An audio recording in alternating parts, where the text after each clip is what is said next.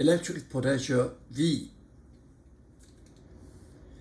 The potential energy of a charged particle in an electric field depends on the magnitude of the charge.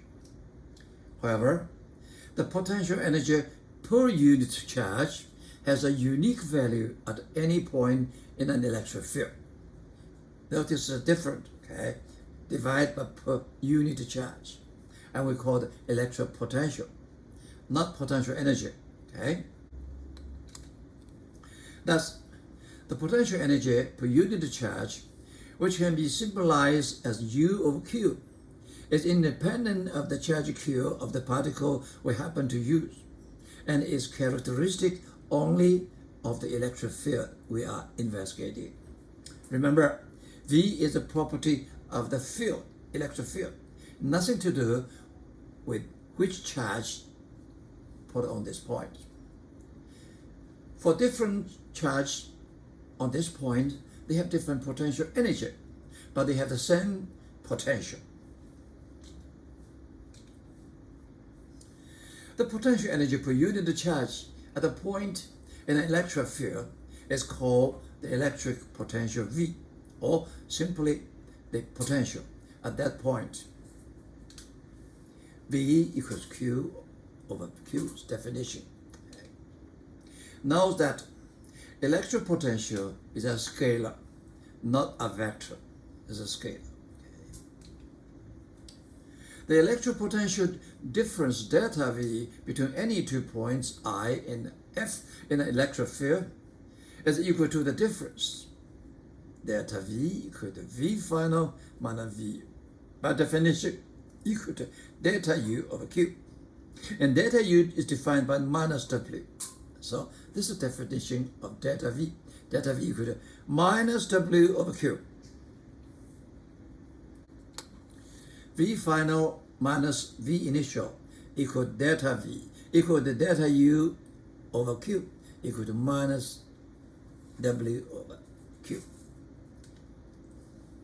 If we set U infinity equal to 0, then V infinite initial equal to V infinity equal to U infinity equal to 0, because this is 0.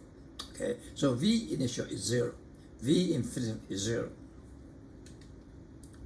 Then we get V minus V0 equal to V equal to minus W infinity over Q. This infinity means is the work done starting from infinity,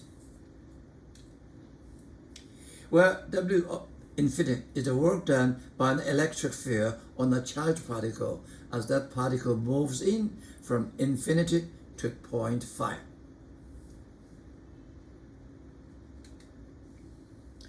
A potential V can be positive, negative, or 0, depending on the signs and the magnitude of Q and W infinite. This is definition. Okay? They can be 0, okay? Or positive or negative. The potential V at point near an isolated positive charge is positive. When a positive charge is established an electric field, and you move another positive charge from infinity to the final place, you have to, the work done by the electric field is negative, because outside force do the job. And negative, negative, you get a positive. So you have potential V at point near an isolated positive charge is positive. The metric system unit for potential is the joule per coulomb. 1 volt is 1 joule per coulomb. This is a volt equal to, this is energy joule, this is the charge coulomb. The electric field E is 1 Newton over coulomb, is 1 joule over coulomb. We know the Newton, okay, 1 Newton equal to the volt multiplied coulomb and charge Q, and 1 coulomb is the joule Newton per M. You put them together, we find 1 Newton over C is 1 volt of meter. That's the electric field. E, unit, volt over meter. 1 electron volt is the energy equal to the work required to move a single elementary charge E, such as that of the electron of proton. So a potential difference of exactly 1 volt. Okay, 1 electrovolt is the energy unit. It's not volt, it's energy, electrovolt. Okay, and electron volt is equal to 1.60 times 10 to the minus 19 coulomb. This one, multiply 1 joule of C, get 1.60 times 10 to the minus 19 joule. This is a relationship between them.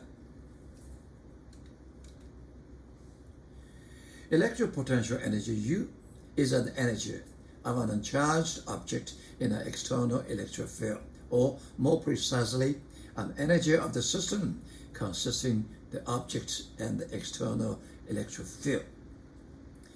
It is measured in joules. Electropotential V is a property of an electric field, regardless of whether a charged object has been placed in that field.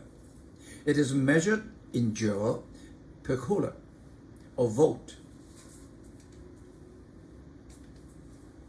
Work done by an applied force. Suppose we move a particle of charge Q from point I to point F in an electric field by applying a force to it. During the move, our applied force does work W applied on the charge, while the electric field does work W on it. They do at the same time. Okay? Now, suppose the particle is stationary before and after the move. That means delta K is 0, nothing changed. Okay? Then from the energy conservation, we know delta K equal to work, applied force plus work by electric field. Okay? It should be 0. This is another definition, right? Okay, then we find work we do, work applied equal to minus work by electric field. Okay, and this one we know that this by definition is minus delta U. This definition. Minus gets 2. So we find out the work we do, applied force, is equal to delta U. So you want to find the delta U, you just find the work done by us. Okay. And this work equal to Q by delta V. We are going to use this quite often. Okay. W equal to Q delta V. And then we know that W equal to minus Q delta V, because they are the same, right? So this is a Q delta V, this must be minus delta V. Okay. And the work done by the applied forces equal to Q delta V. There I have minus different. Okay. We can relate our works W applied to the electric potential difference delta V by the initial and the final points of the particle. Okay. So this gives us a lot of convenience. We don't have to consider what happened in the middle. Okay. Only two terminals. Okay. Two terminals. W applied can be positive, negative, or 0, depending on the signs and magnitudes of Q and delta V. It is the work we must do to move a particle of charge Q through a potential difference delta V with no change in particle's kinetic energy. Remember that the particle kinetic energy has no change. If it change, then we have a new way to do it. Equipotential surface. Adjacent points that have the same electric potential form an equipotential surface, which can be either an imaginary surface or a real surface, physically surface. 1. No network W is done on a charged particle by an electric field when the particle moves between 2 points I and F on the same equipotential surface. You know this one? If they are both on the equipotential surface, so delta V is 0. So V is 0. W is 0. 2. Equipotential surfaces are always perpendicular to electric field lines, and thus to E, which is always tangent to these lines. If E were not perpendicular to an equipotential surface, it would have a component lying along that surface. This component would then do works on the charged particle as it moved along the surface. But by equation delta V equal to minus W over Q, work cannot be done if the surface is truly as equipotential surface. This is 0, this must be 0. Okay. So the only possible conclusion is that E must be everywhere perpendicular to the surface, and E along the surface component is always 0.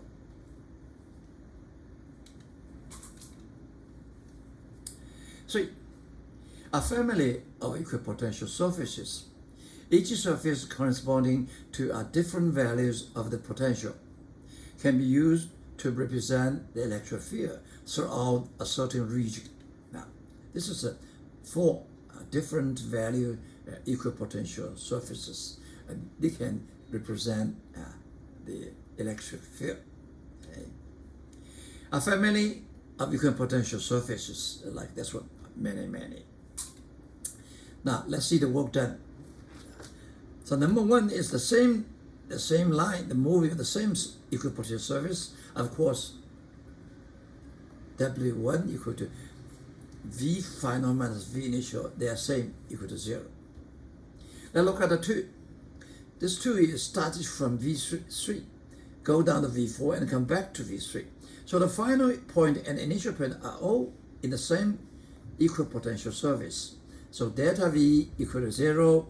In this case, W2 is 0. Let's see W3. W3 is from V1 to V2. So the delta V are not equal to 0.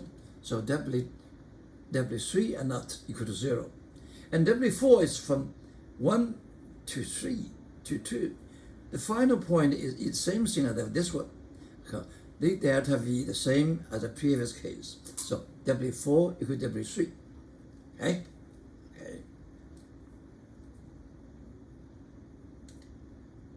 This is some electric